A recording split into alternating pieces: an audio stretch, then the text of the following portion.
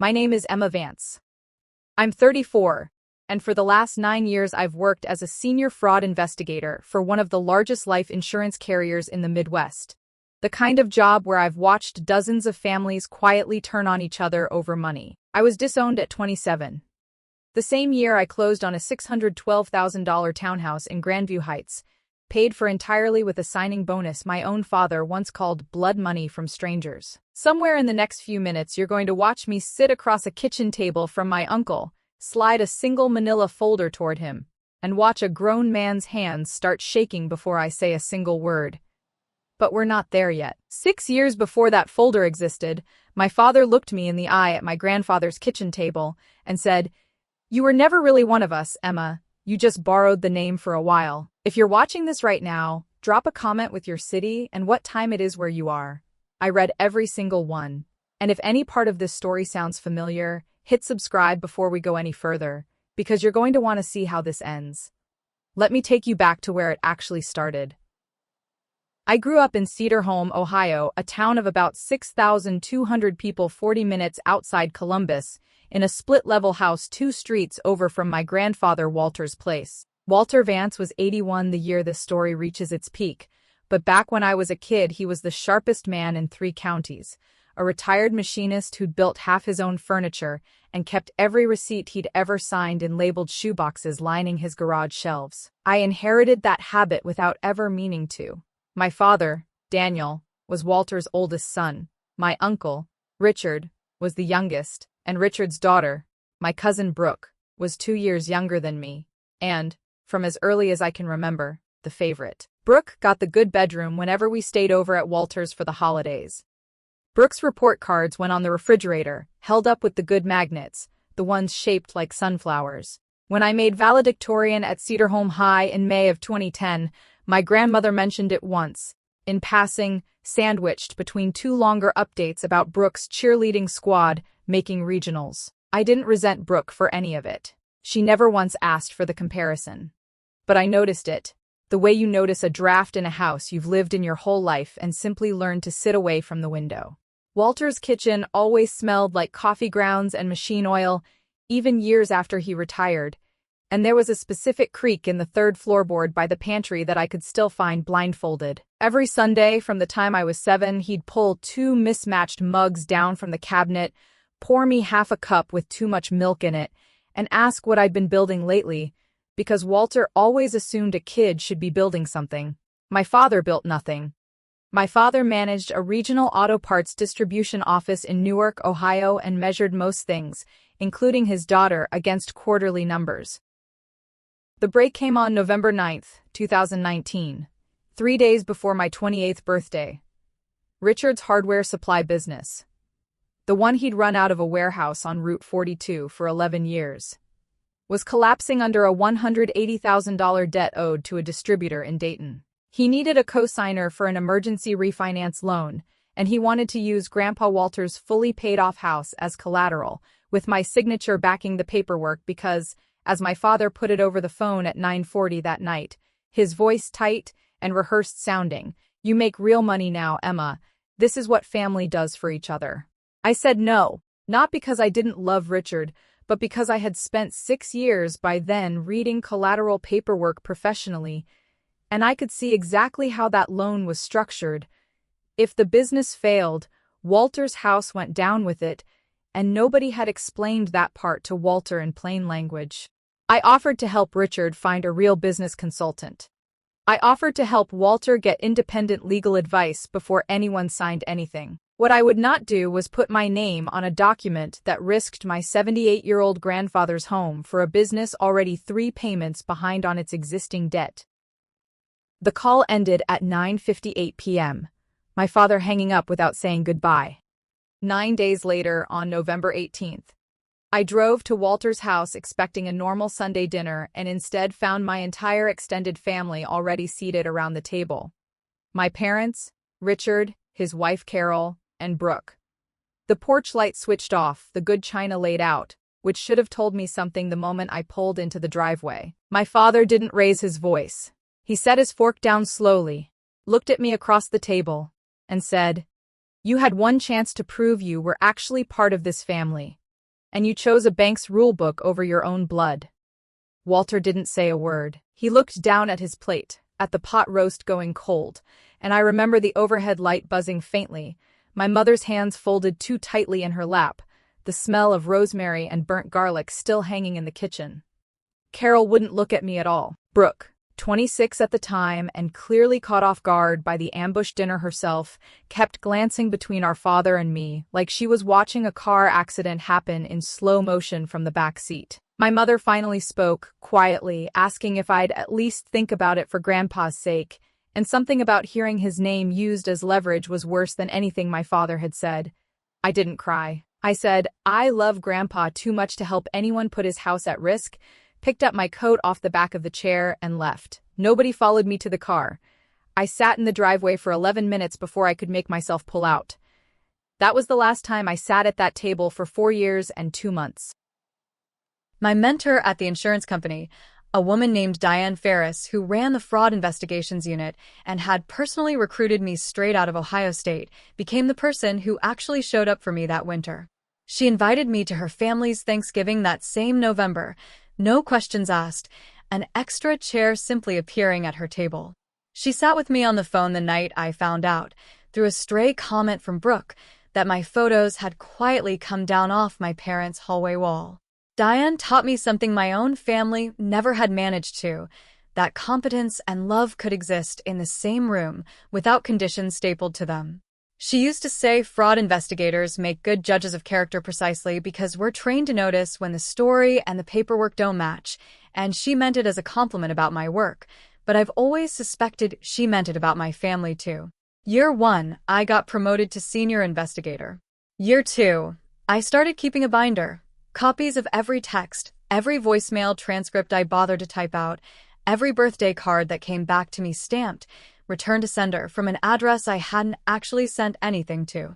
It became a professional habit long before it became evidence of anything. Year 3, my salary crossed $146,000. I made lead on a fraud case involving a staged $2.3 million commercial claim, and I bought the Grandview Heights townhouse outright. No mortgage, no cosigner. Nobody's name on the deed but mine. I painted the kitchen the same pale yellow as Walter's, which I told myself was a coincidence for longer than it probably was. Year 4, my father sent exactly one text on my birthday that read only, "Happy birthday, hope work is going well." No name signed, no follow-up message after. I saved it anyway.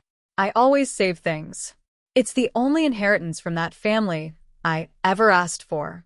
The reconnection came in January of this year, when Walter suffered a minor stroke and was diagnosed 3 weeks later, on January 29th, with early-stage vascular dementia.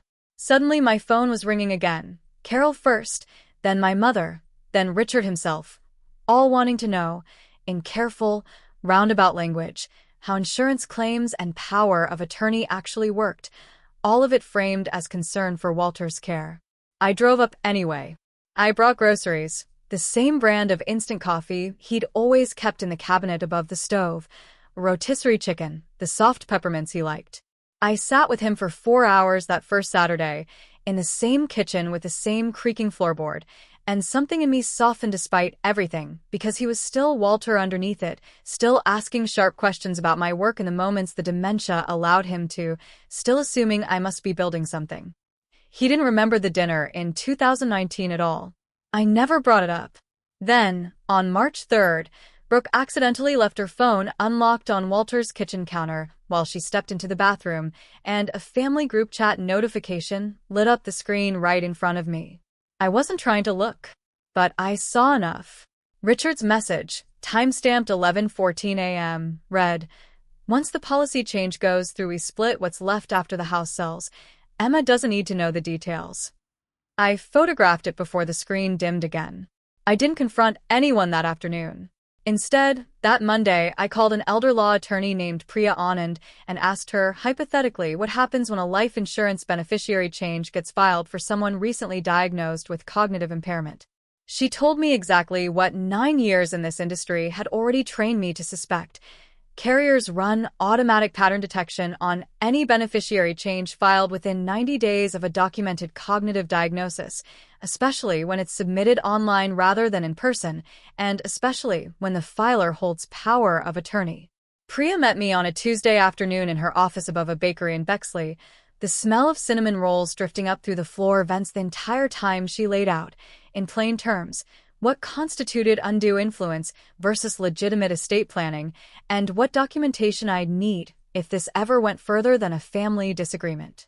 I pulled Walter's policy file myself. A competitor carrier held it, not mine, but I knew people, and I knew exactly what to ask for. The change had been filed on February 11th, 12 days after the dementia diagnosis, through an online portal, from an IP address that traced back to Richard's warehouse on Route 42, not to Walter's house at all.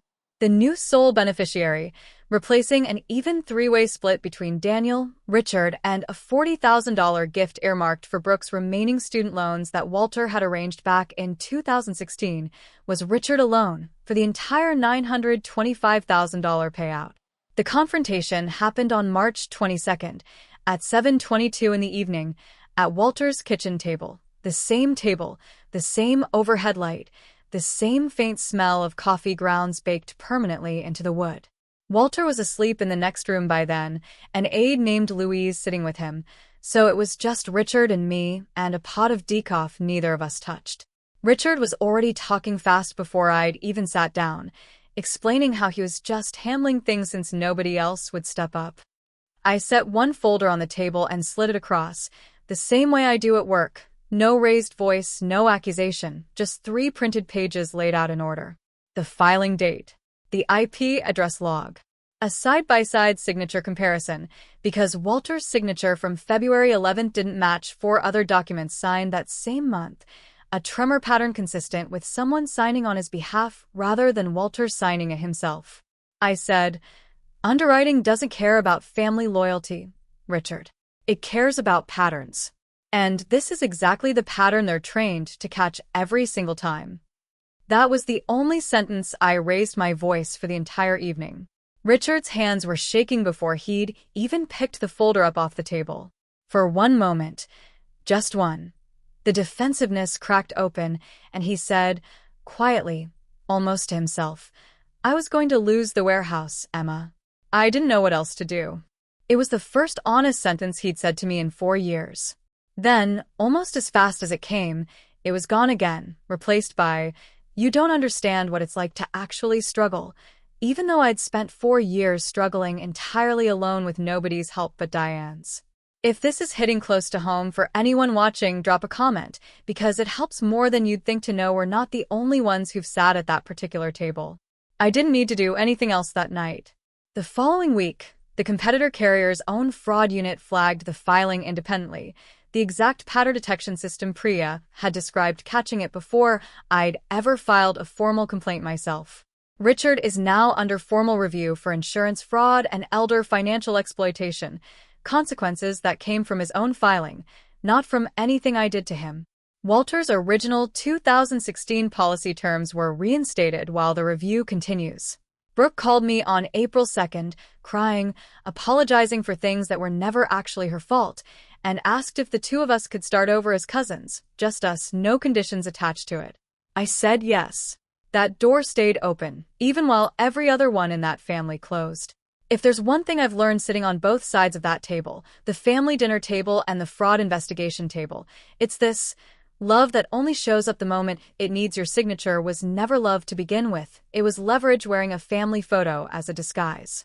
I didn't win by fighting harder than my own family. I won by refusing to argue with people who only ever understood documentation and letting the documentation argue for me instead. If this story meant something to you, I'd genuinely love to hear where you're watching from and what's going on in your own family right now. Drop it in the comments. I read every single one. Subscribe if you want to hear how Walter's care unfolds from here, and if you know someone who needs to hear that saying no doesn't make you disloyal, send them this video. I'm Emma, and I'll see you in the next one.